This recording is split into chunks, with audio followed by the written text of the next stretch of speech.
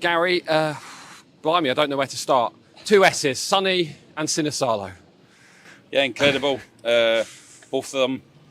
Sonny's a young player with a huge future, and for him to go out on loan and show his quality at a level way below where we're playing, but the way he's came back in terms of his physicality, his confidence, the loan has really done him good. 2 games he came off the bench, he was outstanding, and today I thought he was unbelievable. It's the best performance he's had for this football club, and like I've said many times, he's got huge potential.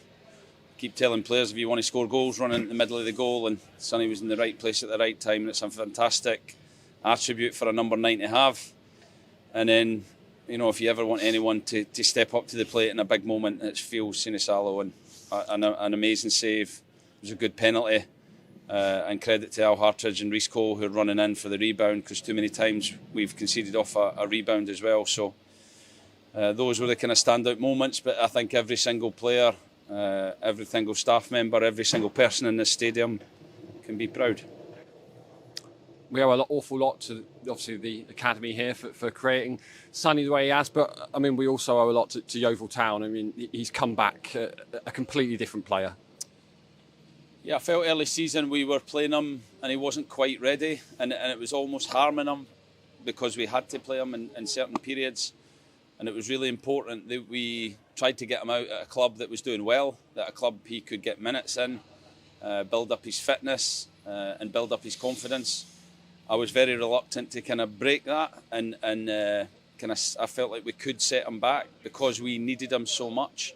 I felt like it might have affected his development, but thankfully since he's came back, he's shown a big jump in terms of his development as a footballer, physically and confidence. He's looked, every time he's came on the pitch since he's been back, he's looked a real threat, and he gave a very good centre half a lot of problems today and scored a brilliant goal.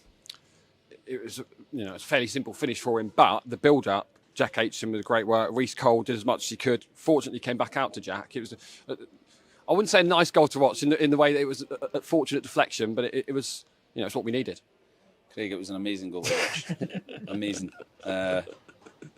You score goals by running towards the scoring zone. You score goals by maintaining attacks, and it's not just one action. It has to be several actions, and too often we play good football to a point, and then nothing comes of it. But today, our energy, our enthusiasm, our commitment to keep going was incredible, and the goal really summed that up. We say all the time when we get in zone 1 to cross, it's not about finesse, it's about putting it hard and low and making defenders have to defend, or strikers who are arriving in there it just hits you and it goes in the net. And from our point of view, it's something we work on. So it was the most amazing goal I've ever seen. Even though you didn't like it, I loved it. Oh no, I went just as crazy as the fans, don't worry. The feel of the place when that goal went in, we've not felt that at home or away for quite some time, and it does feel like a huge weight lifted off our shoulders a little bit.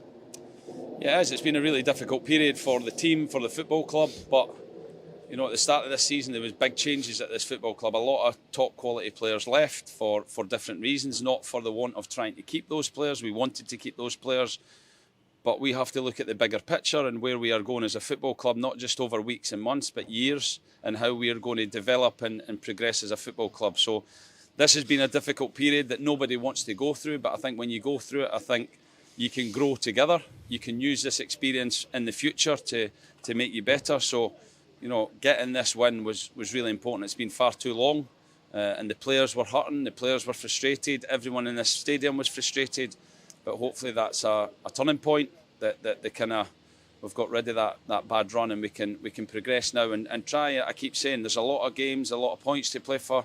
Try and make this a really successful season for the football club.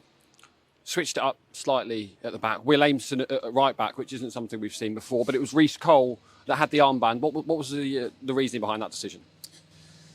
Yeah, look, I feel when you're on a run like this, then leaders take responsibility and take the hits. I've took some, and it's criticism that's deserved because we want to be better as a football club. So I accept that, and I think our leaders have took criticism as well. And I think it was important that Will played, his game today without that responsibility and focused on doing his job, and I thought he was outstanding in the game.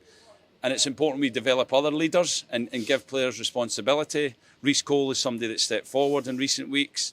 Cheick Diabate has been outstanding since he came into the team. So just wearing the armband doesn't make you a leader. It's obviously it gives you roles and responsibilities within the game, but we want to try and develop more leaders and get more leaders on the pitch to help us win football matches. Just a word on Cheick. I think there's about 8 or 9 members of his family on the front row, and he certainly put on a show for them this afternoon. I mean, what performance from Cheick? Yeah, he's been amazing since we really tried him as a centre forward and gave him some game time. I think physically he's got a lot better, and his character and his personality around the training ground has been unbelievable. I've seen a real shift in terms of his positivity and the way he comes in to work every day. There's a real enthusiasm from him to one, help the team, but two, get better as an individual. And since he's came back in the team, in terms of first contacts and defending the box, he's been absolutely outstanding, and is working hard to improve other aspects of his game. But today, again, whenever the ball came in the box, you felt like he was going to get his head in it, and that's a massive attribute for a centre-half to have.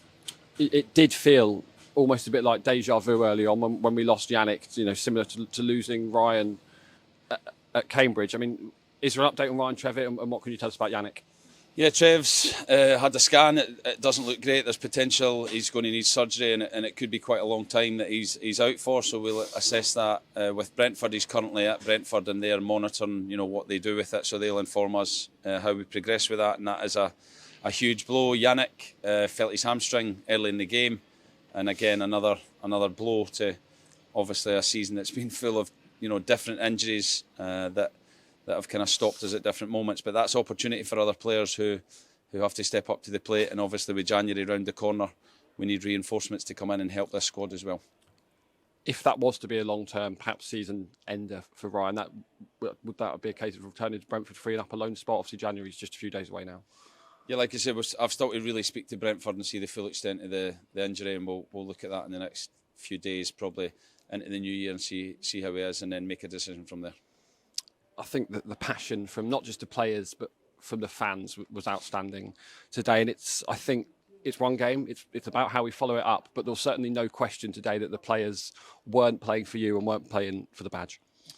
Yeah, I've never doubted that for 1 second. I keep saying football's a really difficult game. It's hard when you start losing games. It's a negative momentum that's sometimes difficult to change. We've had to deal with a lot of different things, injuries.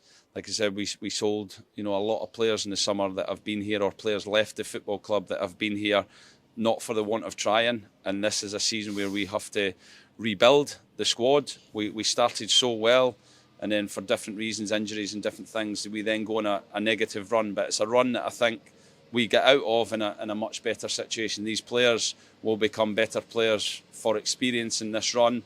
This club will become better club for experience this run.